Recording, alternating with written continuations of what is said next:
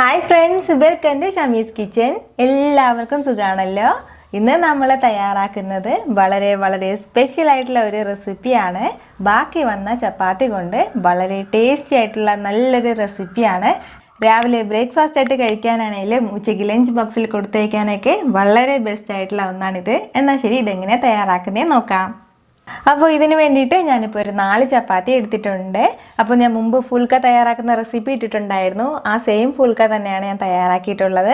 അപ്പോൾ ആ റെസിപ്പി ആവശ്യമുള്ളവർ ഒന്ന് കണ്ടേക്കണം. അതിൻ്റെ ലിങ്ക് ഞാൻ ഡിസ്ക്രിപ്ഷൻ ബോക്സിൽ കൊടുത്തിരിക്കാം.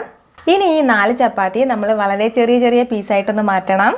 മാക്സിമം ചെറിയ പീസായിട്ട് തന്നെ കട്ട് ചെയ്തിടുന്നതാണ് നല്ലത്. ഇതിപ്പോൾ ഞാൻ മാക്സിമം ചെറിയ പീസായിട്ട് കട്ട് ചെയ്ത് മാറ്റിയിട്ടുണ്ട്. ഇനി നമുക്കിത് തയ്യാറാക്കി തുടങ്ങാം. പാൻ ഒന്ന് ചൂടാകുമ്പോഴത്തേക്കും ഇതിലേക്ക് നമുക്ക് ഒരു 3 ടേബിൾ സ്പൂൺ അളവിൽ ഓയിൽ ഒഴിച്ചു കൊടുക്കാം. പിന്നെ വേണ്ടത് ഒരു 3 ഏലക്കയും ഒരു പീസ് കറുവാപ്പട്ടയുമാണ്. അപ്പോൾ ആ കറുവാപ്പട്ട വലിയ പീസാക്കി ഇടുകയാണെന്നുണ്ടെങ്കിൽ പെട്ടെന്ന് നമുക്കിത് എടുത്ത് മാറ്റാനായിട്ട് ഈസി ആയിട്ടിരിക്കും. കൂടെ തന്നെ 1/2 ടീസ്പൂൺ അളവിൽ ഇഞ്ചി വെളുത്തുള്ളി പേസ്റ്റ് കൂടി ചേർക്കുകയാണ്.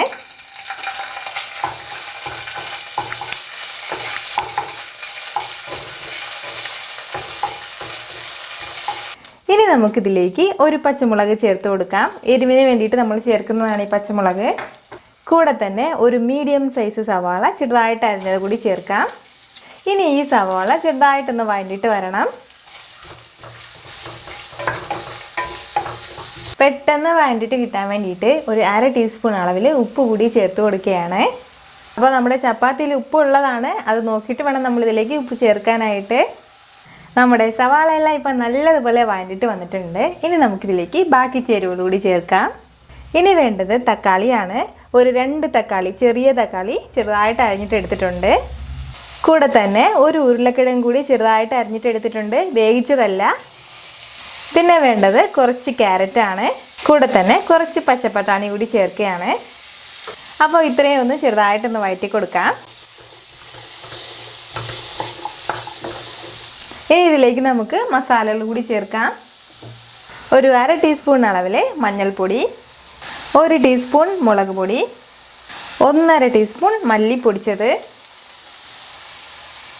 കൂടെ തന്നെ ഒരല്പം ഉപ്പ് കൂടി ചേർത്ത് കൊടുക്കുകയാണ്. നമ്മൾ നേരത്തെ ചേർത്ത് കൊടുത്ത ഉപ്പ് തികയില്ല, അതിൻ്റെ പേരിലാണ് ഒരല്പം ഉപ്പ് കൂടി ചേർത്ത് കൊടുത്തത്.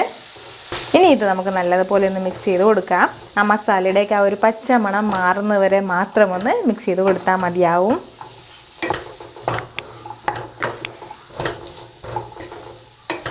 ഇതിപ്പോൾ ഞാൻ നന്നായിട്ട് മിക്സ് ചെയ്ത് എടുത്തിട്ടുണ്ട്. ഇനി നമുക്കിതിലേക്ക് 1 ഗ്ലാസ് അളവിൽ വെള്ളം കൂടി ചേർത്ത് കൊടുത്തിട്ട് ഇത് നമുക്ക് അടച്ചു വെച്ച് വേവിച്ചെടുക്കാം.